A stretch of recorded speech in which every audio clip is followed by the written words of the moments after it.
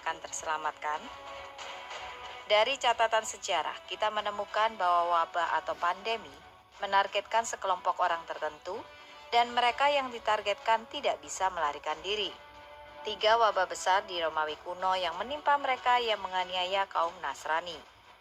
3 wabah di Mesir kuno menargetkan orang-orang yang tidak ditandai oleh Nabi Musa. Jadi bagaimana dengan keadaan saat ini dengan virus corona atau virus PKT? Siapa yang ditargetkan oleh virus ini? Dan siapa yang dihindarinya? Mari kita lihat beberapa contoh catatan sejarah. Dalam kitab Perjanjian Lama dikatakan orang-orang berwatak baik akan terselamatkan pada masa yang sangat sulit. Ada banyak referensi untuk kebajikan dalam Alkitab. Referensi pertama dapat dilihat dalam Kejadian. Nuh adalah orang yang berwatak baik. Oleh karena itu, seluruh keluarga Nabi Nuh akan terselamatkan. Tuhan memerintahkan mereka untuk membangun sebuah bahtera, dan ketika banjir besar menerjang, mereka akan selamat melewati bencana. Alkitab menyebutkan kembali mengenai kebajikan ketika Tuhan berkehendak untuk menghancurkan kota-kota yang penuh kejahatan, Sodom dan Gomora. Nabi Ibrahim memohon ampunan kepada Tuhan. Seandainya ada 50 orang baik di dalam kota itu, akankah engkau akan menghancurkan semua dan tidak menyelamatkannya? Tuhan berkata, jika ada 50 orang baik di kota Sodom, saya akan menyelamatkan seluruh kota demi mereka. Nabi Ibrahim terus memohon kepada Tuhan, memohon agar jumlah orang-orang baik yang terselamatkan bisa dikurangi menjadi 45, 40, 30, 20, dan akhirnya 10. Tuhan mengabulkan permohonannya. Ia berkata, demi 10 orang tersebut saya tidak akan menghancurkannya. Tuhan mengirimkan 2 malaikat yang menyamar dalam wujud pemuda tampan untuk menelusuri keadaan. Dan ditemukan bahwa ternyata hanya Nabi Lut, istrinya dan 2 putri mereka yang berwatak baik. Mereka memiliki iman yang benar dan tidak melakukan kejahatan. Para penduduk lain bahkan ingin memperkosa kedua pemuda tersebut. Moralitas telah jatuh dan perilaku bejat sudah dianggap biasa. Para malaikat meminta Nabi Lut dan keluarganya untuk meninggalkan kota. Keesokan harinya, Sodom dan Gomora penuh dengan belerang dan api yang dihujani dari langit. Karena itu, kita melihat bahwa orang-orang berwatak baik yang dijelaskan dalam Alkitab adalah orang bermoral yang karakternya cukup baik untuk selamat dari malapetaka yang menimpa manusia. Mereka yang ditandai oleh Tuhan di kepala mereka, sehingga para utusan ilahi pembawa wabah dan penyakit lainnya akan menjauhi mereka. Di timur, Tao Chang, Taoist Canon juga mendiskusikan mengenai wabah dan bagaimana mereka terjadi. Suatu hari, dewa surgawi kuno melihat orang-orang di dalam dunia fana terinfeksi penyakit. Bagian tubuh mereka bengkak dan panas, tangan dan kaki nyeri dan menyakitkan. Mereka mengalami sakit kepala yang sangat menyakitkan dan sulit untuk makan. Setiap orang mencari obat penyembuh. Dewa surgawi kemudian menjelaskan bagaimana wabah bermula.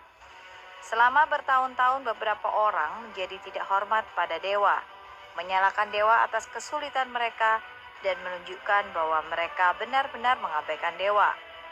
Beberapa orang menggunakan sanjungan untuk mendapatkan apa yang mereka inginkan dan melakukan segala kejahatan.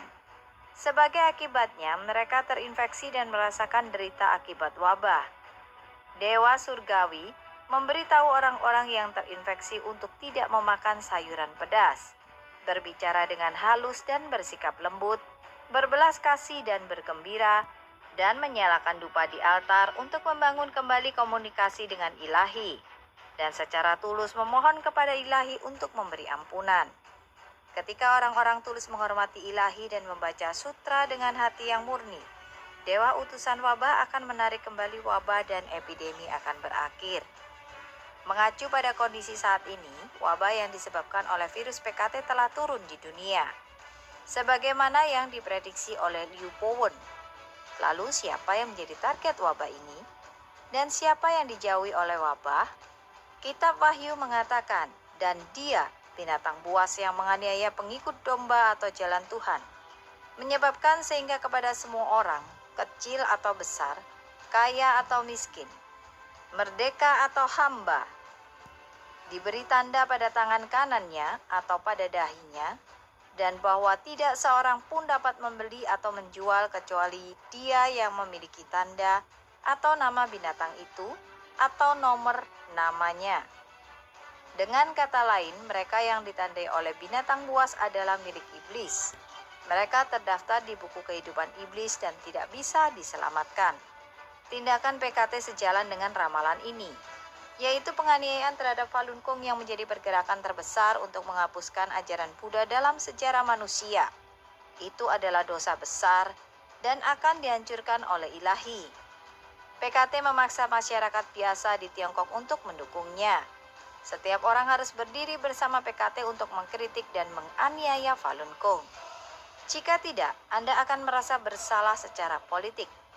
Anda akan diskors tanpa dibayar, atau didiskualifikasi dari pekerjaan atau bisnis, atau bagi pelajar dikeluarkan dari sekolah.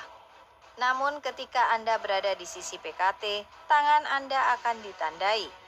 Mereka yang bergabung dengan organisasi afiliasi PKT dan berjanji untuk mengabdi pada PKT juga ditandai di dahi mereka. Tanda yang mereka bawa adalah sabit dan palu, lambang dari PKT. Mereka yang membawa tanda PKT adalah mereka yang ditargetkan oleh virus PKT. Lalu apa yang bisa kita lakukan? Dengan belas kasih terhadap mereka, ilahi telah memberikan manusia sebuah pilihan. Jika Anda menjauhkan diri Anda dari PKT, berhenti mempercayai kebohongannya dan melihat kebenaran yang ada. Berhenti dari organisasi afiliasinya. Jika Anda masih menjadi anggota, tanda pada Anda akan dihapus. Virus tidak akan menyentuh Anda, dan Anda tidak akan menjadi korban dalam pandemi ini.